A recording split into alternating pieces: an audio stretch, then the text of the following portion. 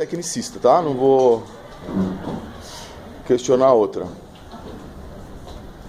Primeira questão importante na abordagem tecnicista é que ela foi, vamos dizer assim, a pioneira na organização da educação física.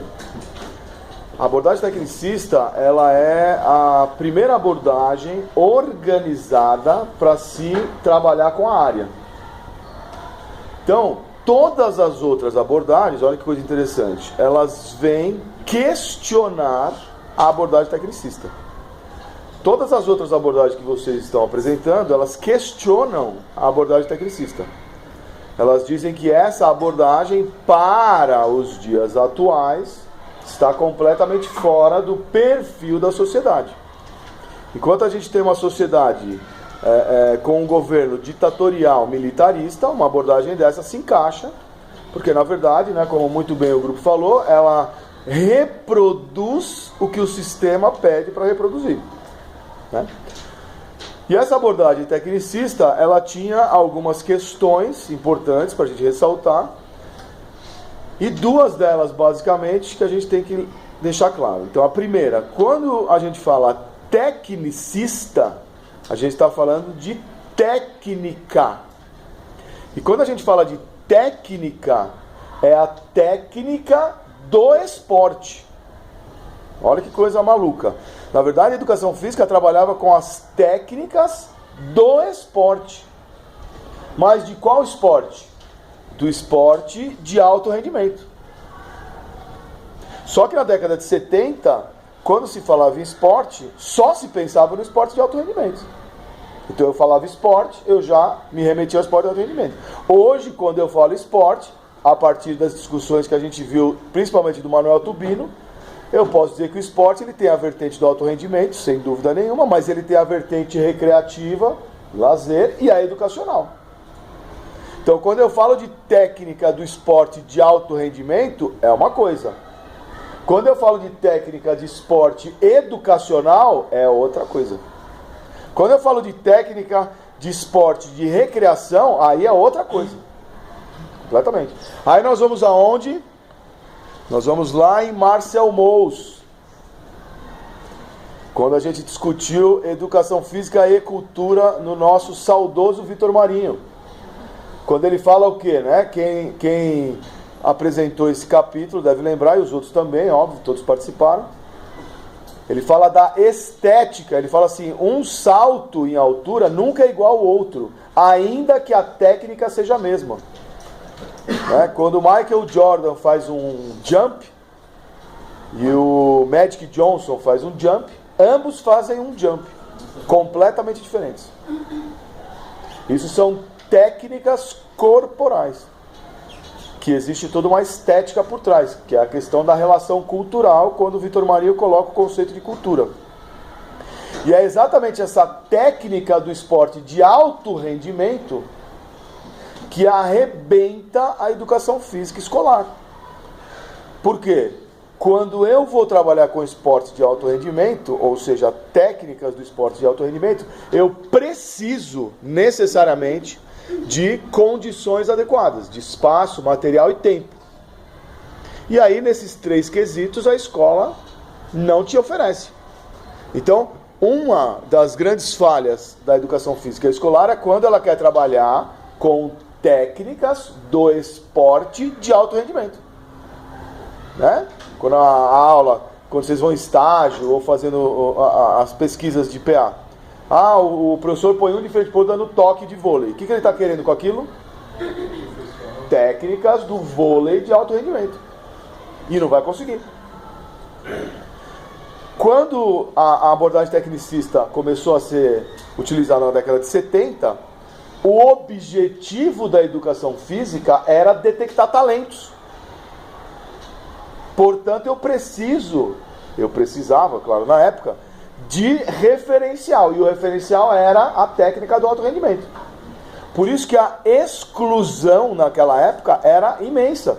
Por quê? Porque eu só trabalhava com habilidosos, motoramente falando.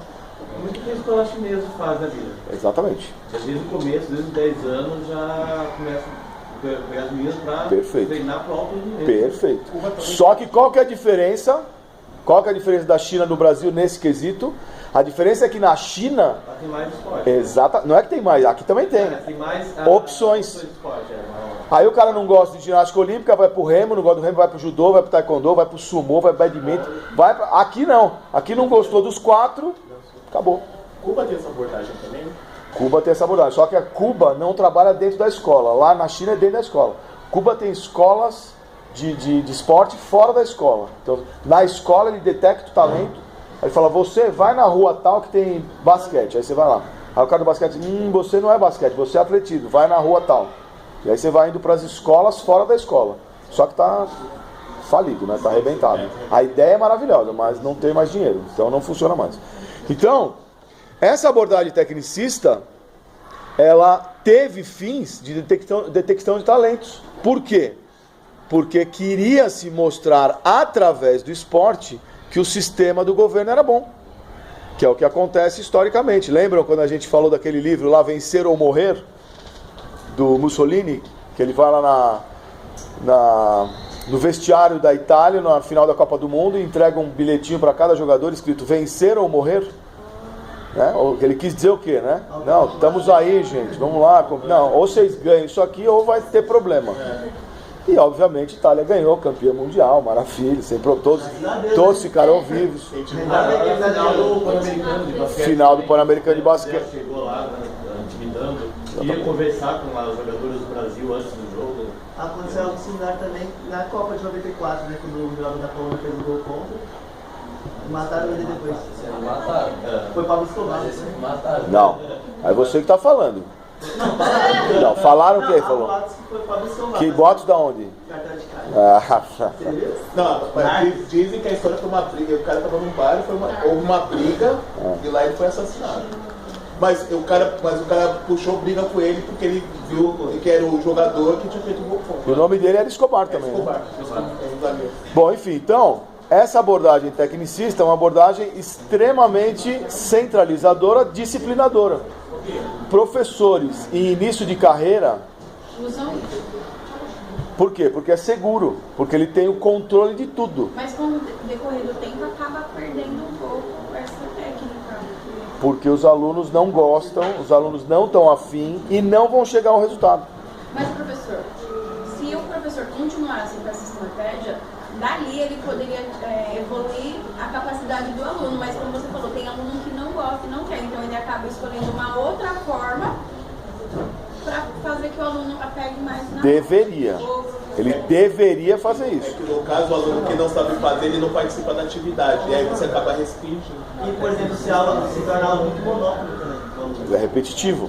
Outra coisa, como eu falei, já passou a China. A exclusão, ela é imensa nesse tipo de abordagem. Nem se falava, década de 70, essa palavra inclusão nem existia. Essa discussão de inclusão vem, lembra, PCN. Começa a se falar em inclusão, PCN, 97, 98. Chilane. Essa abordagem tem alguma coisa a ver com fascista ou não? Nazistas. Porque o Hitler tinha isso, né? Os arianos eram melhor que eles tinham que treinar para ser os perfeitos do mundo, não tem nada a ver. Indiretamente podemos até fazer uma relação. É um bom trabalho de pesquisa, hein? Em vez de você ficar catando moedinha colocada dentro da garrafa, você podia ler um pouco mais de Hitler e fazer uma relação com a abordagem tecnicista. Dá para achar reflexão, mas na verdade o Hitler, na questão do ariano, é raça suprema. Não é questão de esporte, é questão de melhores, né? Não só do esporte. Eu ia perguntar se assim, os treinadores de ginastas, eles ainda trabalham nessa metodologia. Tem que trabalhar. Tem, porque tem a técnica. No alto rendimento tem técnica, não tem como. Não só na ginástica, mas... Qualquer esporte de alto rendimento, você tem a técnica. E eles foram a primeira referência, né, de educação física, né? Porque foi pioneiro. Exatamente.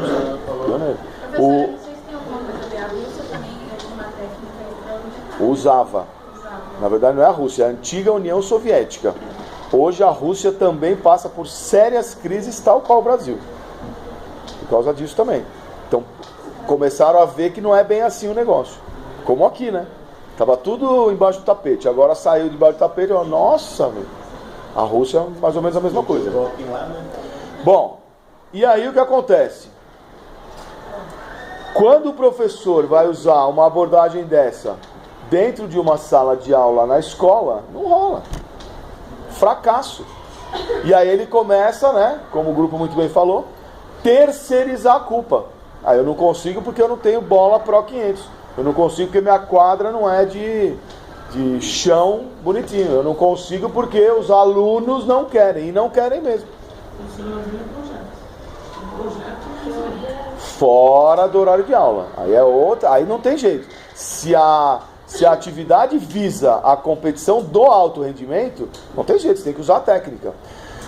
Vocês devem ter escutado, né? Vou tentar fazer um paralelo aqui. Na década de 90, né, o Tele Santana, técnico de São Paulo, ele falava lá uma situação que ficou bem marcada do Cafu, né? Não, ele mandava o Cafu ficar cruzando 1000 vezes, 500.000 vezes depois do treino, etc. Furado.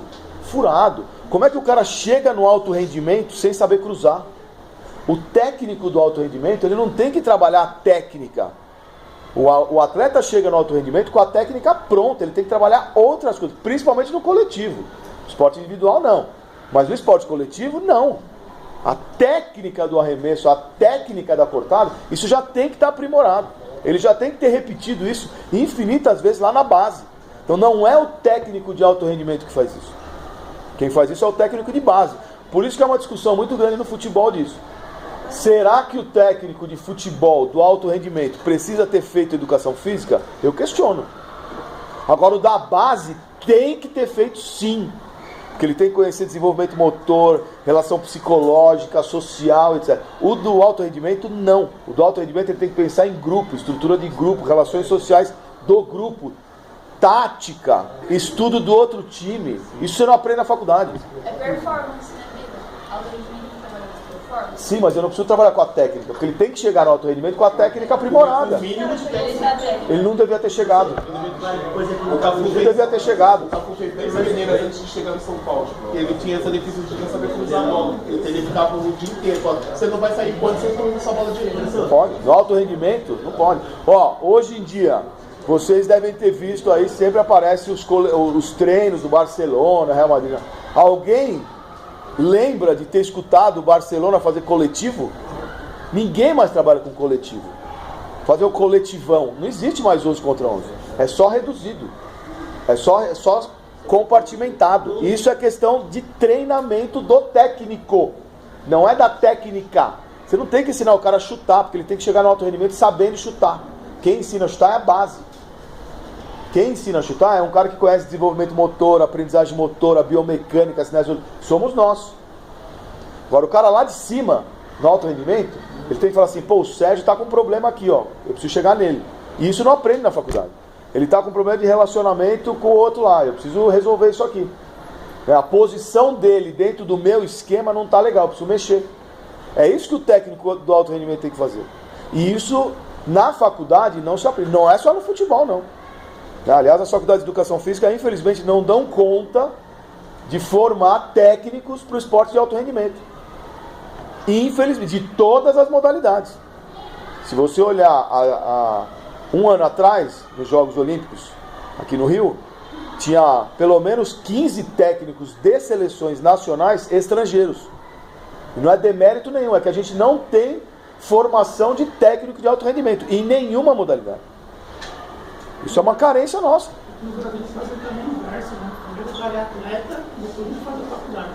Devia ser junto, como nos Estados Unidos, né? O cara faz junto. Está estudando e está jogando. Está estudando e está jogando. Plano de carreira, né?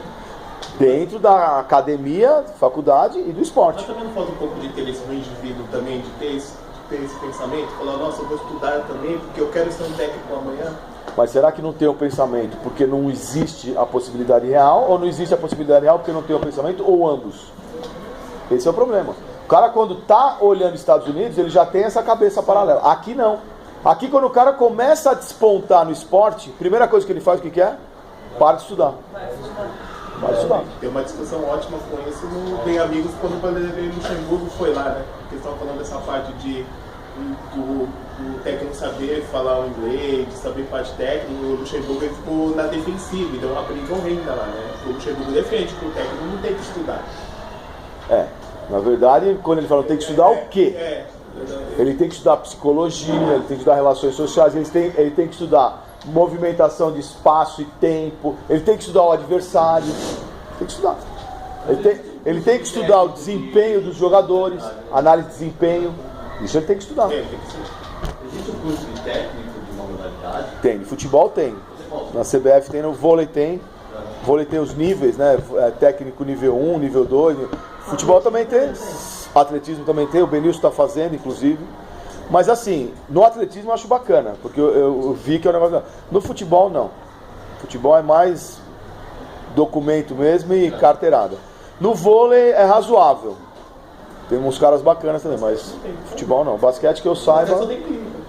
Não tem. Geralmente o pessoal vai por fora. De nível técnico 1, técnico 2. Bom, então abordagem tecnicista. Tranquilo? Professor, teve uma escola que a gente foi fazer o PA, né? E a gente fazendo as perguntas lá pro professor, ele falou que tem isso lá na escola deles. Por exemplo, os alunos eles têm as aulas regulares de educação física, por exemplo, os alunos da manhã tem as aulas regulares de educação física, aí à tarde, uma boa parte, por exemplo, os que vão fazer treino, né? Eles ficam como se fosse curso mesmo, sabe? Tipo, curso, eles ficam para treinar porque eles passam por jogos escolares, competições regionais e é tudo separado. Por exemplo, aí ele até falou que é pouco professor de educação física para a escola, são 5, se eu não me engano, ele falou, né? Aí cada um, por exemplo, um fica a parte do treinamento de vôlei, outro do futsal, outro do basquete, e isso, por exemplo, eles treinam semanalmente para a competição. Sensacional. Só que aí a peneira. Tudo bem. Perfeito. Tem aula para todos, aí a partir daí eles pegam a peneira e a própria escola tem uma estrutura muito boa para casa, muito boa. Aí é bacana, né? Fazem esses treinamentos. Bacana. E eu acho que eu vejo que o que o senhor falou, eles mostram isso com uma credibilidade. Por exemplo, você vai com um campeonato escolar e ganha em primeiro lugar para o futsal, eu acho que dá uma credibilidade para a escola em si, né? Isso é propaganda, né? Então. Propaganda para a escola. Mas existe Então, um projeto com essas escolas estaduais, que é a escola continuada, só que eles pagam um pouco, eles costumam pagar R$400. Ela não mora até mais educação, aí. Mas educação é federal. Lá é 3 vezes por semana e tem um outro que é 2 dias por semana. Tem um monte de projeto. O Clube Escola era um desses também. Só que é aquela questão, né? Muda o governo, aí muda, não sei o que lá, paradaço. Mas a ideia é essa, você tem um espaço. O SESI tem isso. O SESI tem. O SESI tem uma atividade não só de esporte, atividade cultural, artística, enfim. O SESI Senai ele faz concurso para professor de educação física, fazer alongamento. Tem. Quem entra em concurso do SESI é para ficar a vida inteira. SESI, ACM, lembra? É concurso para a vida inteira. Professor, assim, tem algum campeonato, por exemplo, escolar sendo de escolas públicas? Tem um monte. Copa da NAP. Um monte. Não, é Copa Mas agora, é ele Copa tem escolas Babalu. públicas que tem? Não, só pública. Tem. Mas assim, tem... Só São Paulo, município de São Paulo. Tem. Barione, Aqui, ele ó. recebia os campeonatos aqui, que era tudo de escola. Tem município. Estadual acho que não tem. então tem escola. Mas eu lembro que... Estadual e municipal? Então tem, ó. Não, mas só pública? Não, particular e pública. Não, mas tem um que é só pública. Tem um que é só pública. Então tem escola. Na escola universitária, o professor sempre, fora no horário de aula, ele sempre passava treino pra gente, ele escrevia tudo que é esses campeonatos de escola pública, a gente tava sempre jogando. Aí a maioria dos campeonatos era tudo ali no CEFO. CEFO, perfeito. Só que aí agora acabaram o CEFO e transformaram, estão construindo o CEL lá. Vai virar um hospital. Na minha época. Não, que hospital. Céu. Tem Hospital. Na minha época, o professor levava a gente pro SESC. Competição. O SESC tem campeonato escolar. Perfeito.